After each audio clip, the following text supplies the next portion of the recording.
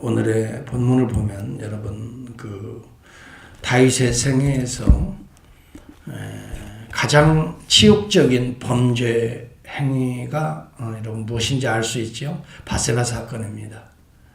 이 사건과 함께 짝을 이루는 배경이 되는 시편이 또 한 편 있어요.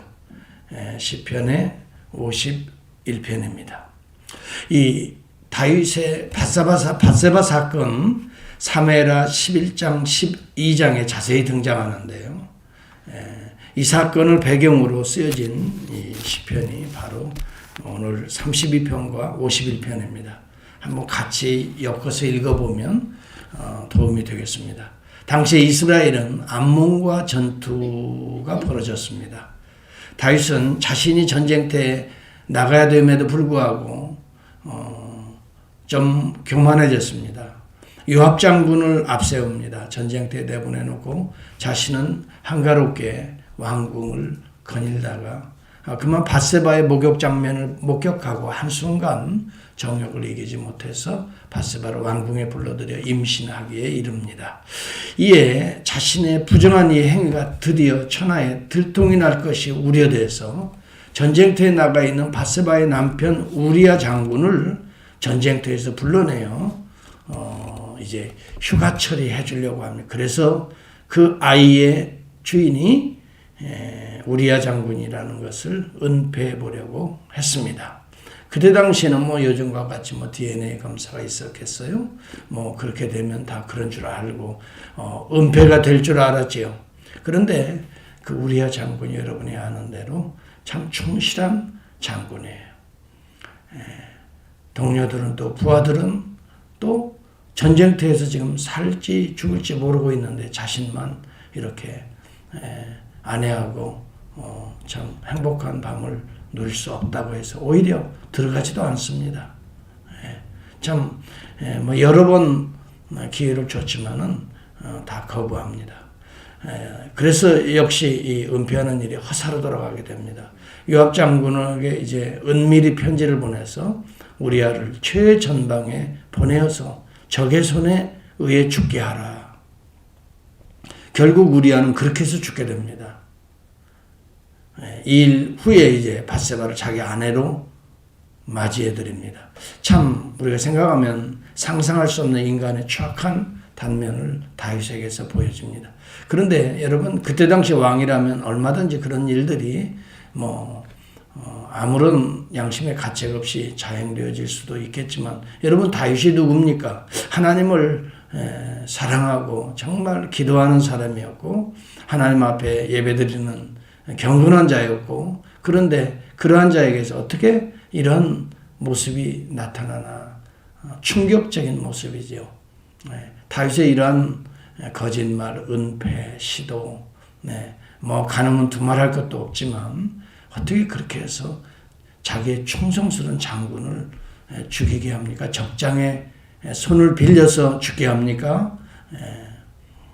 참으로 상상할 수 없는 그러면서도 대안하게 하나님은 그를 그냥 두지 않습니다. 회개의 기회를 주시기 위해서 나단 선지자를 보냅니다. 처음에는 나단 선지자의 이 비유를 이해하지 못하고 마치 자기가 의로운 것처럼 그렇지만 나중에 나단은 직접적인 이야기를 합니다. 이런 악한 마음을 품은 자가 바로 당신이요. 다윗은 그때 하나님의 채찍을 맞게 됩니다. 하나님의 음성을 듣게 됩니다.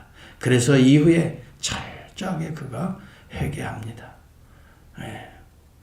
그래서 이제 하나님께서 그를 하나님은 그래요. 참 우리가 보면 당장이라도 다윗을 폐위시키고 당장이라도 정말 이런 녀석이 어떻게 하나님을 섬긴다고 가증스럽게 그러느냐 우리가 그렇게 생각할 수 있지만 하나님은 회개하는 자는 다 용서해 주십니다.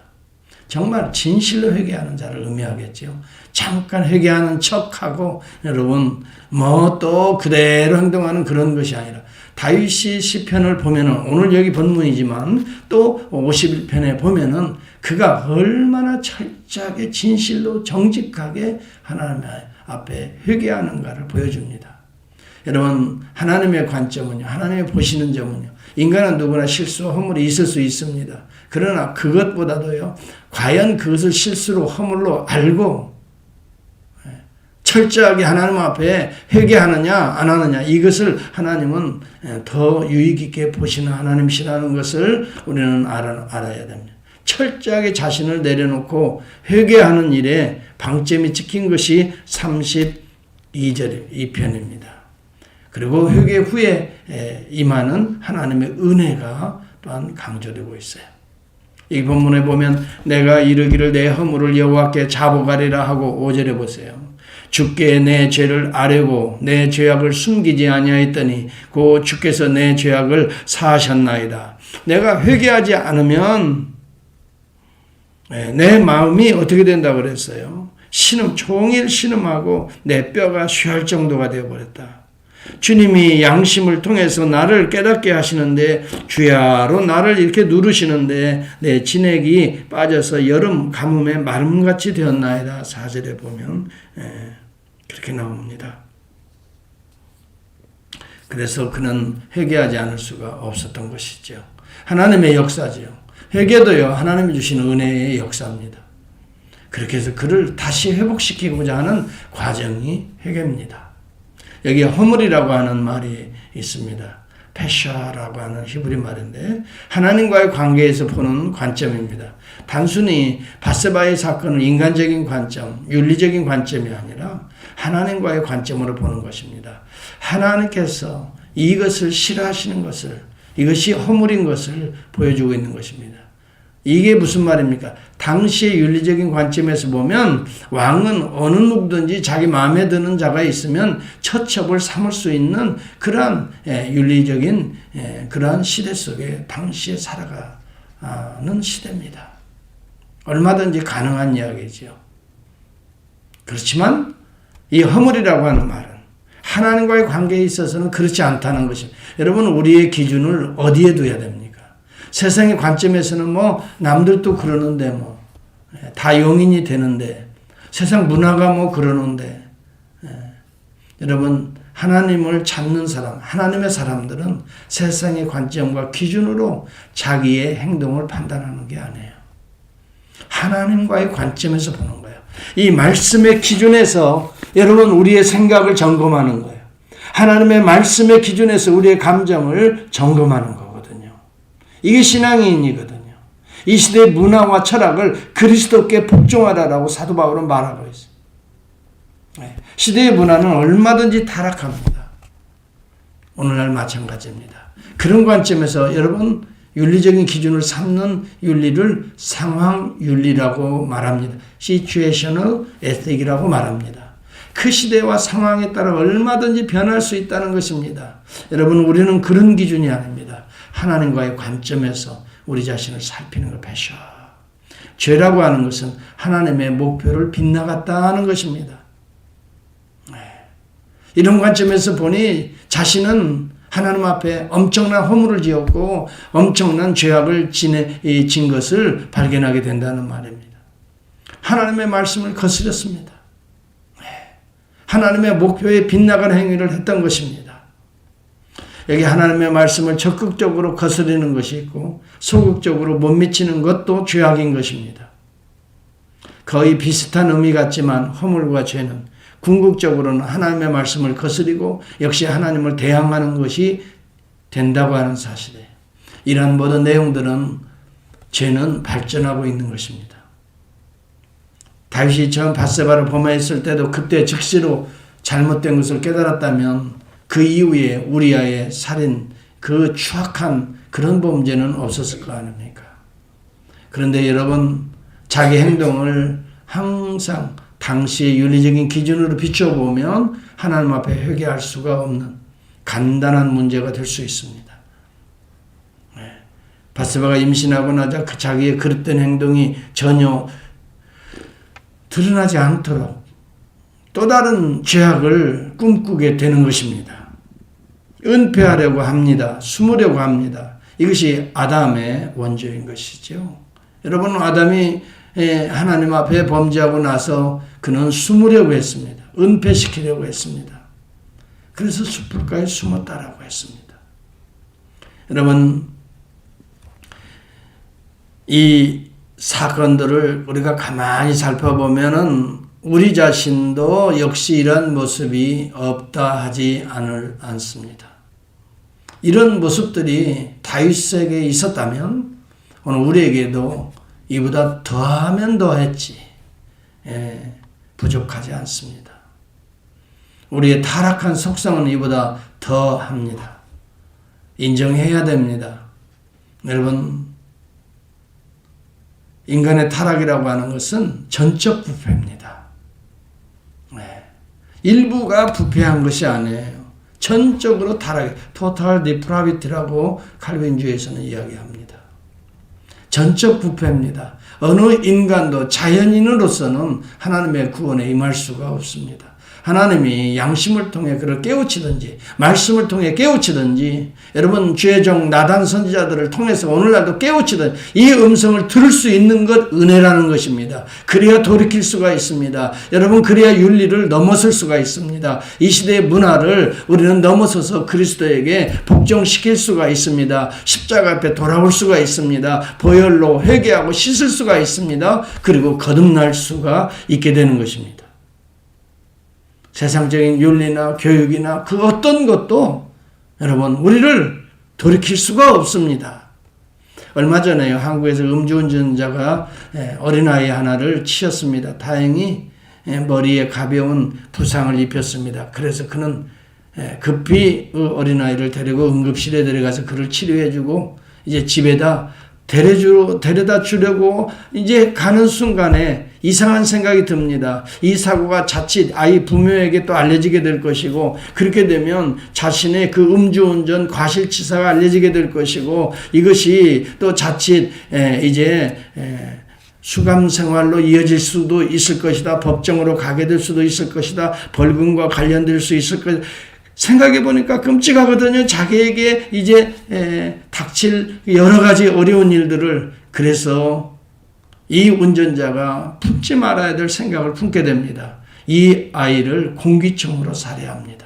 그리고 인적이 드문 먼 교회에 가서 이제 산속에 이 아이를 묻어버리고 유기해버리는 사건이 발생합니다. 여러분 하나님께서 그것을 감춰두실까요? 드러내시지요. 여러분 이러한 유사한 사건들이 얼마나 많이 벌어지는지 알 수가 없습니다.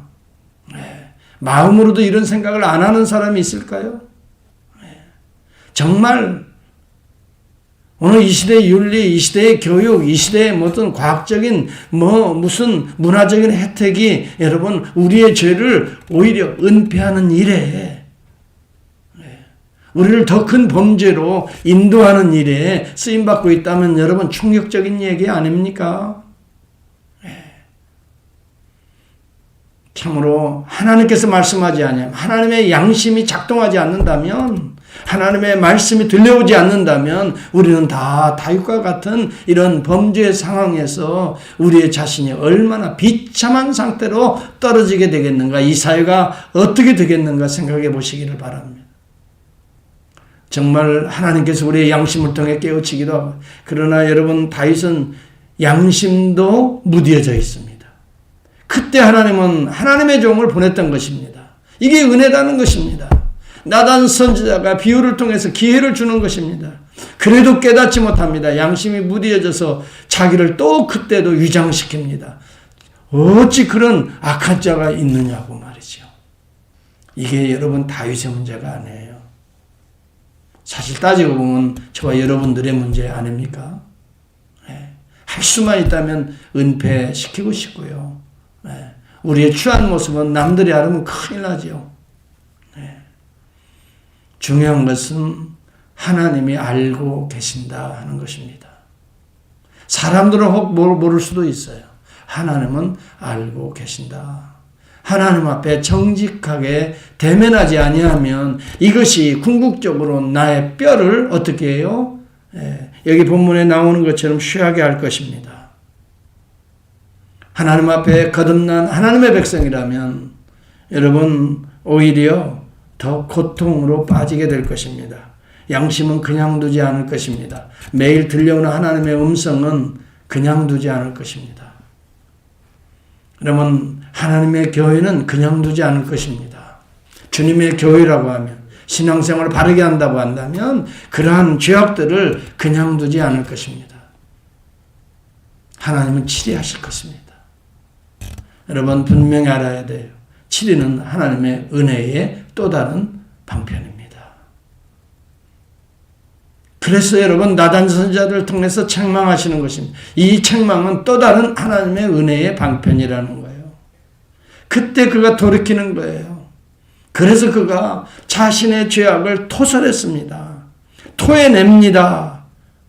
종일 이것 때문에 괴로워서 못 사는데 하나님 너무 감사합니다. 직접적으로 지적해 주셨습니다. 다 토해냅니다.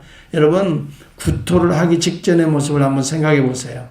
얼마나 몸이 메시껍고 얼마나 땀이 나고 얼마나 정신이 나갑니까? 그러나 구토하고 나서 여러분 그 뒤에 얼마나 시원합니까? 얼마나 상쾌합니까? 그리고 싹 씻고 나고 생각해 보십시오. 여러분 죄악은 바로 그와 같습니다. 우리가 토설하지 않으면 우리의 영혼을 그렇게 메시껍게 만들 것입니다. 그러나 우리가 하나님 앞에 토설하고 그리스도의 보혈로 씻으면 우리는 언제든지 상쾌하게 이전의 모습으로, 건강한 모습으로, 행복한 모습으로 우리는 나아갈 수가 있는 것입니다. 여러분 이것이 하나님의 은혜입니다. 오늘 우리에게 이런 은혜가 임할 수 있기를 바랍니다. 우리의 실수와 허물 때문에 하나님 우리를 책망하시는 것이 아니라 실수와 허물을 은폐하려는 것 때문에 하나님께서 우리를 책망하신다는 걸 기억하십시오. 하나님은 그것 때문에 더 고민하고 괴로워하시는 걸 기억합시다. 우리가 이것을 정직하게 대면하는 것을 하나님을 기뻐하십니다. 여러분 돌아온 탕자의 비유를 통해 우리가 깨달아야 됩니다. 네가 잘못된 거, 네가 허물진 거, 네가 그 돈 가지고 탕진하고 여자들과 놀아나고 돼지우리에 거기에서 살다가 온 그런 삶을 우리 아버지가 따졌던가요? 깨끗이 씻어줘라. 물을 대고 씻어주고 가장 좋은 남겨놓았던 그 옷을 입혀주고 금가락지를 끼워주고 얼마나 기뻐하며 죽었다가 살아난 이 아들을 잔치를 벌입니까? 하나님은 오늘 이 모습을 우리에게 보여줍니다. 하나님의 마음을 보여주고 있는 것입니다. 그러므로 우리는 믿음이 있다면 여러분 본문에 나오는 것처럼 9절에 너희는 무지한 말이나 노새같이 되지 말지어다.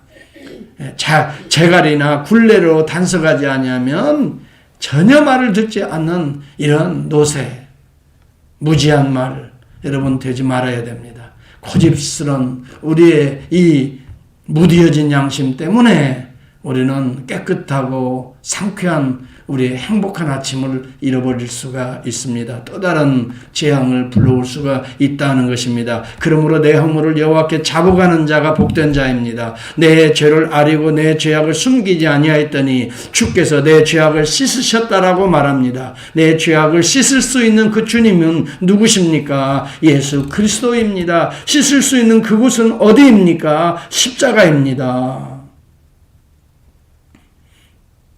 이로 말미암아 모든 경건한 자는 주를 만날 기회를 얻어서 주께 기도할지라 진실로 홍수가 범람할지라도 그에게 미치지 못하리이다 라고 말합니다.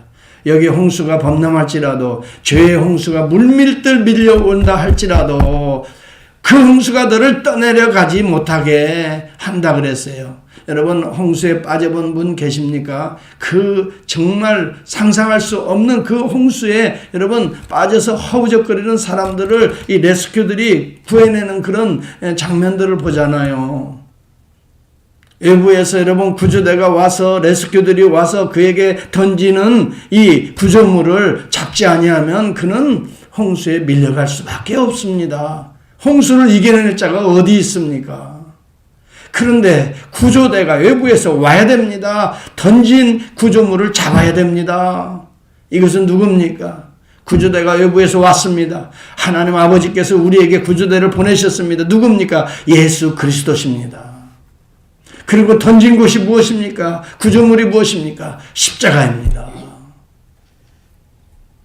우리 하나님께서는 예수 그리스도를 이 죄의 홍수에 밀려가는 그 영혼들을 구원하기 위해서 십자가라고 하는 구조물을 던져주셨습니다. 자신이 친히 내 대신 밀려가시고 버림받으시고 우리를 건져주셨다는 것입니다. 예수 그리스도 외에 그 어디에서 우리는 죄의 홍수로부터 건짐받을 수 있습니까? 오직 나의 피난처, 은신처는 예수 그리스도요.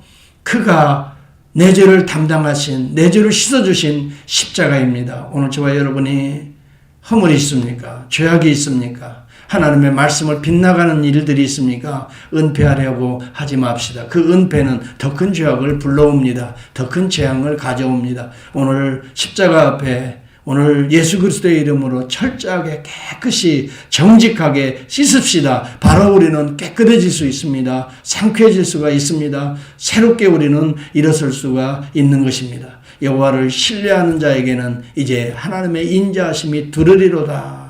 여기 10절과 11절은 그러므로 그는 결론처럼 이야기합니다. 여호와를 너희 의인들아 여호와를 기뻐하며 즐거워할지어다. 마음이 정직한 너희들아 다 즐거이 외칠지어다. 너희 죄가 아무리 주홍 같을지라도 눈과 같이 희어질 것이요 진홍같이 붉을지라도 양털과 같이 희리라. 여러분 정말 다윗은요 이런 하나님의 은혜를 회복했어요. 정말 우리가 다윗이 보면 어찌 그럴 수가 있는가 믿음이 있다고 하면서 정죄했을지 모르겠어요. 그러나 여러분 별반 다윗과 다르지 않는 우리들입니다. 우리도 우리 자신의 욕망에 따라 하루를 생각하고 나아간다면 다윗보다 더 큰 죄악을 은폐하고도 떳떳하고 당당하게 나설 수 있는 것이 타락한 우리의 본성입니다. 그러나 오늘 하나님께서 우리에게 이 더럽고 추한 것들을 어떻게 해요? 다 토설하도록 이 말씀을 주시지 않습니까? 이 구조물을 던지지 않습니까? 오늘도 십자가의 보혈의 복음을 던지지 않습니까? 오늘 주님 붙들고요. 우리의 죄와 허물들을 깨끗이 씻읍시다. 그리고 지금까지도 씻어주신 것이 주님. 오늘 이미 온몸을 목욕시켜 주신 우리 주님 발을 또 씻읍시다. 발밖에 씻을 필요가 없느니라 이렇게 주님이 제자들에게 말씀하셨는데 깨끗이 씻고 오늘도 정말 우리 주님의 의로운 발길이 되어서 가는 곳마다 또 그곳이 머무는 곳마다 하나님의 은혜와 사랑, 구원, 이 놀라운 역사들이 또한